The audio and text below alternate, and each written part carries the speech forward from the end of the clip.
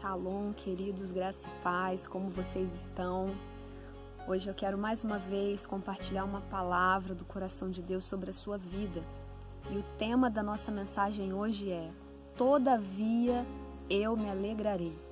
Um texto bem conhecido por nós, que se encontra no livro de Abacuque, capítulo 3, a partir do versículo 17, onde vai dizer assim: Ainda que a figueira não floresça, e não haja fruto na vide, e o produto da oliveira minta, e os campos não produzam mantimento, as ovelhas sejam arrebatadas do aprisco, e nos currais não haja gado, todavia eu me alegrarei no Senhor, e exultarei no Deus da minha salvação.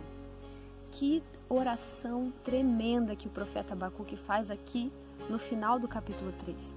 Como eu disse, é um texto bem conhecido por nós entoamos louvores falando sobre isso, mas o que eu quero te chamar a atenção nesse dia é qual é o contexto em que essa oração se encontra.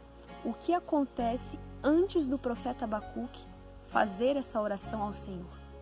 Abacuque foi um profeta hebreu no reino de Judá, conhecido também como um dos profetas menores, E aqui o contexto em que Abacuque se encontra, Judá estava sendo tomado pelo exército babilônico. Judá estava sendo atingido pelos inimigos. É claro, debaixo da permissão de Deus, debaixo da autoridade de Deus, o povo de Judá estava sendo atingido pelo inimigo. E aqui Abacuque se encontra em um momento completamente difícil, onde aparentemente os ímpios estavam tomando vantagem sobre os justos. E Abacuque começa então a fazer uma série de questionamentos, onde se inicia lá no capítulo 1. O cenário que Abacuque está vivendo aqui é um cenário em que em muitos momentos eu e você vivemos. Quando nós olhamos para um ímpio, para alguém que não é correto diante do Senhor, e aparentemente essa pessoa tem sido muito mais próspera que nós, tem sido muito mais abençoada que nós. E olhamos para a nossa vida e vemos que as tribulações têm sido cada vez maiores, olhamos para nós e vemos que as enfermidades têm vindo cada vez maior e começamos a questionar ao Senhor. E Abacuque levanta esse questionamento. Em outras palavras, o que Abacuque está dizendo para Deus praticamente é: Senhor, não faz sentido o que tem acontecido, não faz sentido o que tem vindo sobre as nossas vidas. E em quantos momentos eu e você não levantamos o mesmo questionamento? E aqui eu vejo uma semelhança muito grande entre nós e o profeta Abacuque, porque Abacuque diz para o Senhor exatamente o que eu e você em muitos momentos queremos dizer. Abacuque apresenta para o Senhor exatamente questões que em muitos momentos eu e você queremos apresentar. Só que Abacuque, ele não fica somente aí. Abacuque não fica somente na sua indignação. Abacuque não expressa somente uma decepção. Abacuque, então, ele toma uma atitude muito importante, que se encontra lá no capítulo 2, no versículo 1, onde vai dizer assim: Por-me-ei na minha torre de vigia, colocar-me-ei sobre a fortaleza e vigiarei para ver o que Deus me dirá e que resposta eu terei à minha queixa. Abacuque agora ele se encontra na posição de alguém que quer ouvir do Senhor uma resposta, de alguém que quer ouvir do Senhor o que ele tem a dizer. Queridos, não fique somente na sua indignação, não fique somente se questionando o porquê da luta, o porquê da dificuldade, eu não aguento mais, eu não quero mais isso. Não, Abacuque ele poderia sim ficar somente nos questionamentos, Abacuque poderia sim ficar somente na indignação, mas Abacuque entendeu que ele precisava ouvir a voz de Deus e compreender o propósito de toda a tribulação que estava vindo sobre ele e sobre o povo de Judá. E Abacuque então, ele vai para uma torre de vigia, ele fica naquele lugar e ele decide ouvir a voz de Deus. Queridos, decida ouvir a voz de Deus.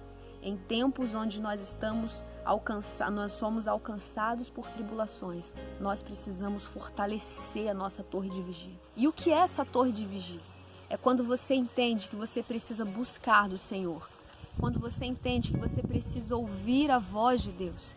E isso só acontece através de busca, através de oração, através de jejum, Não é tempo mais de simplesmente murmurarmos pelo cenário que nós temos passado, mas precisamos buscar entender qual é o propósito do Senhor sobre todas essas coisas. E Abacuque, ele faz isso. E ele vai então para essa torre de vigília, ele decide isso, assim como diz no versículo 1 do capítulo 2, que ele então, nesse momento de espera e de escuta, ele tem a resposta do Senhor.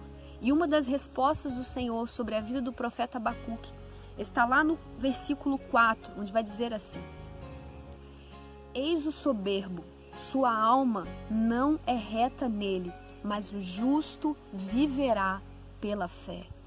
Essa é uma resposta tremenda do Senhor sobre a vida do profeta Abacuque. O justo vive pela fé. O justo não vive pelo que os seus olhos veem. O justo não vive pelas circunstâncias que estão à mostra, mas o justo vive pela fé. No livro de Hebreus, capítulo 11, versículo 1, vai dizer que a fé é a certeza daquilo que esperamos e a prova daquilo que não vemos. Ainda em 2 Coríntios, capítulo 4, versículo 18, vai dizer: Assim fixamos os olhos não naquilo que se vê, mas no que não se vê. Pois o que se vê é passageiro, mas o que não se vê é eterno. Sabe o que Deus está ensinando para o profeta Abacuque aqui nessa resposta? É que ele não podia estar limitado aos acontecimentos presentes. Ele não podia estar limitado à afronta do inimigo, ao ataque. Não, nós não podemos estar limitados ao que nós vemos, às circunstâncias atuais, mas nós vivemos pela fé. Nós vivemos por aquilo que nós não vemos. Abacuque, então, ele compreende que é necessário viver pela fé, que o justo vive por aquilo que ele não vê. E aí sim, após ouvir as respostas do Senhor, Abacuque, então, ele chega à conclusão de que Deus estava no controle, de que Deus permanece sendo soberano. E aí sim, Abacuque chega a essa linda oração do capítulo 3, a partir do versículo 17. Ainda que a figueira não floresça, ainda que a videira não dê o seu fruto, ainda que o produto da oliveira minta e não haja gado nos currais e as ovelhas dos apriscos sejam arrebatadas, todavia eu me alegrarei no Deus da minha salvação. Pode faltar tudo, mas eu não vivo pelo que os meus olhos veem. Eu vivo pela fé e todavia eu me alegrarei no Senhor. Abacuque, ele faz essa oração após entender todo esse processo. Não é simples chegar no capítulo 3 e fazer essa oração sem antes passar por todo esse processo, sem antes fortificar uma torre de vigia, ouvir a voz do Senhor e compreender que nós não vivemos pelo que nós vemos. Nós vivemos pela fé. E eu quero que você receba essa palavra nesse dia.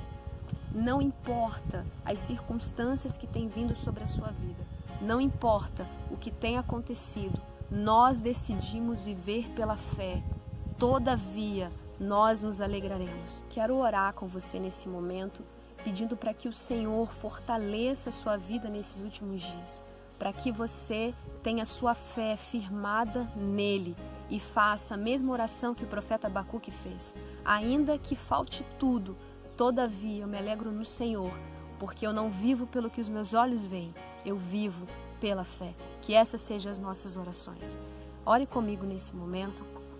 Pai querido, nós, ó Pai, te entregamos nesse momento o nosso clamor e pedimos, ó Deus, fortaleça as nossas vidas, que nós possamos firmar a nossa fé no Senhor. Queremos, ó Pai, ter o entendimento do profeta Abacuque, de sim questionar o momento que temos passado, mas não ficar somente nos questionamentos. Não queremos ficar somente na indignação, mas queremos fortalecer a nossa torre de vigia e buscar compreender, ouvir a sua voz, para compreender o propósito do Senhor em meio às nossas adversidades. Pai, eu entrego a vida dos seus filhos diante de Ti e peço, fortaleça-os, Deus, que eles não sejam levados a viver pelo que os seus olhos veem, mas sim pela fé. Assim nós oramos em nome de Jesus. Amém. Glória a Deus. Querido, seja abençoado por essa palavra e nesses dias fortaleça, faça uma torre de vigia e busque ouvir do Senhor o que Ele quer para a sua vida, dentro do que tem acontecido sobre você. Deus abençoe, graça e paz. Ainda que a figueira não floresça e não haja fruto na vide, e o produto da oliveira minta, todavia me alegro.